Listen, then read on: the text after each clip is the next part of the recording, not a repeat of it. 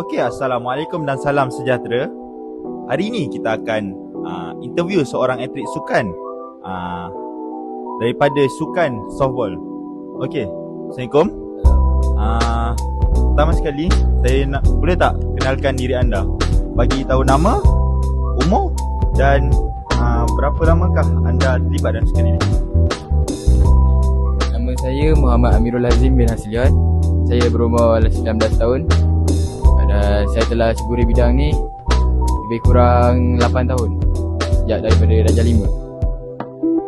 Oh, lama juga menceburi bidang ni. Okey. Apakah pertandingan yang anda pernah sertai yang paling tinggi? Peringkat apa? Setakat ni saya dah sampai Sukma Johor, di Sukma Sarawak. Hebat Amirul orangnya. Assalamualaikum. Hari ini saya nak interview Amirul. Dan soalan pertama saya akan tanya ialah faktor genetik. Lebih baik Amirul, adakah ibu bapa anda pernah terlibat dalam sukan? Jika ada, bagi tahu sukan apa? Ya, bapa saya pernah terlibat dalam sukan bola sepak. Jadi bapa anda dah lama main sukan bola sepak? Dah lama, sejak dia remaja sampailah ke dewasa. Okey, untuk soalan kedua, ada tak ahli keluarga macam adik-beradik yang bermain sukan juga? Ya, ada.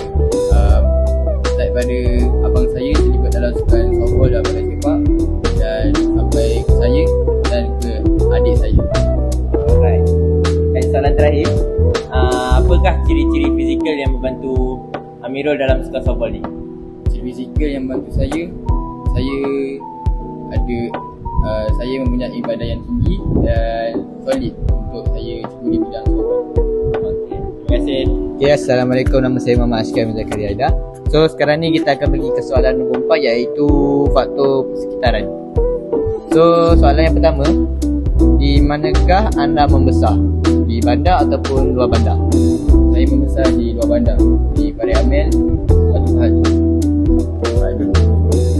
Okay, soalan kedua, adakah kawasan tempat tinggal anda mempunyai kemudahan sukan yang mencukupi?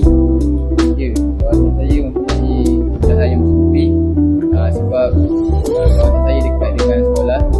Jadi saya selalu training di padang sekolah. Apakah jenis fasiliti yang sering anda gunakan untuk latihan? Fasiliti yang sering saya gunakan adalah net. Net ni senang untuk saya melakukan latihan batting dan throwing. Seterusnya, adakah sekolah atau komuniti anda aktif dalam pembangunan sukan? Ya, sekolah saya sangat aktif dalam pembangunan sukan kerana dia nak melatih murid-murid untuk menceburi bidang sukan. Okey, soalan terakhir. Adakah pendedahan media atau idola sukan mempengaruhi minat anda terhadap sukan softball? Ya, pendedahan media dan idola ni sangat mempengaruhi minat saya. Sebagai contoh, saya sangat meminati kenalan anak lelaki Sega. Saya menginspirasikan dia sebagai idola sukan dan akademik saya. Okey, itu saja untuk soalan nombor 4. So kita akan pergi ke soalan nombor 5. Okey, nama saya Kenalan Lelaki Sega, bersama atlet softball kita ni, nama Amirul. Bagi soalan kelima, saya akan tanya pasal kenal pasti atlet pengususan awal ataupun pengususan akhir. Okey, bagi soalan pertama, adakah anda hanya terlibat dalam satu sukan sejak kecil ni? Tidak, saya terlibat dalam banyak sukan sejak kecil. Contohnya bola sepak, futsal, badminton dan softball. Okey, soalan kedua pula, pernahkah anda mencuba pelbagai sukan sebelum memilih sukan utama? Ya, pernah. Saya pernah mencuba sukan bola sepak dan badminton. So, memang minat bola sepak dari awal. Bagi soalan ketiga pula, pada umur berapakah anda mula fokus sepenuhnya pada satu sukan? Pada umur 15 tahun, sekarang 3, time tu saya nak fokus ke sukan softball kerana saya nak pergi lebih jauh dalam sukan softball. Okey, soalan last saya. Adakah jurulatih ataupun ibu bapa awak menggalakkan anda fokus awak pada sukan ni? Ya, ibu bapa dan jurulatih saya menyuruh saya untuk fokus dalam sukan ni kerana mereka nampak bakat saya yang boleh pergi jauh dalam softball ni. Itu saja daripada saya. Terima kasih. Okay, nama saya Abdul Muslim.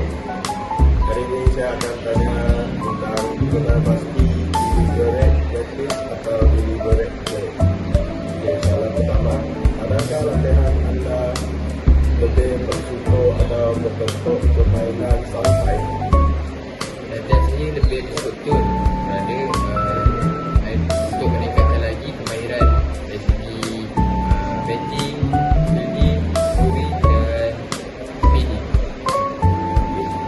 Soalan kedua, berapa jam sehari anda menjalani latihan yang dirancang oleh tutor? Latihan yang dirancang oleh jurulatih selalunya 4 jam sehari. Iaitu pagi 1 jam untuk kita jogging dan petang 2 jam untuk kita training badan dan malam 1 jam untuk training gym. Soalan seterusnya, adakah anda menekankan teknik, disiplin dan peningkatan prestasi? Ya betul, saya sangat menekankan teknik disiplin dalam meningkatkan prestasi saya. Hal ini supaya untuk menjaga nama kumpulan saya untuk menaikkan lagi prestasi kumpulan saya untuk peringkat ini. Semasa kecil, adakah anda bermain sukan untuk keseronokan atau prestasi? Pada mulanya, masa kecil saya hanya bermain sukan untuk berseronok. Tapi hari demi hari, saya lebih minat yang mendalam terhadap sukan. Jadi, saya menjadikan sukan ni sebagai platform saya untuk menaikkan prestasi saya dan menaikkan nama saya dalam bidang sukan. Okay, soalan terakhir, adakah anda sering menerima maklum balas dan perpetolan daripada tujuan? Ya, saya selalu menerima maklum balas daripada jurulatih kerana saya banyak buat silap. Tetapi dengan hari itu saya dapat membaiki kesilapan saya dan meningkatkan lagi saya punya kemahiran dalam sukan softball ni. Okey, terima kasih. Nama saya Abdullah Fadli Abdul Rahim. Hari ini saya akan menanyakan 2 soalan kepada atlet jemputan kita, Amirul. So Amirul, apa pandangan Amirul terhadap proses pemilihan atlet dan perkembangan bakat sukan di Malaysia? Pada pandangan saya, proses pemilihan atlet di Malaysia ni sangat tidak adil kerana ada segelintir pasukan atau individu yang menggunakan kabel untuk sertai sukan tersebut. Jadi perkembangan sukan di Malaysia menurun disebabkan hal-hal ini. Jadi bakat-bakat yang ada pada atlet lain terpadam. Begitu saja. Okey, so soalan seterusnya, apakah nasihat anda kepada atlet muda yang ingin berjaya dalam sukan? Nasihat saya kepada atlet muda, korang mesti training hard lagi supaya dapatkan momentum, tingkatkan prestasi korang, naikkan nama korang sendiri, jangan guna kabel lah. Okay. Lepas tu kalau boleh capai matlamat korang ke peringkat lebih tinggi, capai je. Itu saja, terima kasih.